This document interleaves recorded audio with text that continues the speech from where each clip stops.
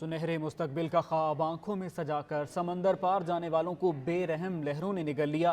یونان میں کشتی ڈوبنے کے اندوہناک واقعے میں درجنوں جان سے گئے، 10 پاکستانی بھی لقمہ اجل بنے، 12 تاحال لاپتہ ہیں۔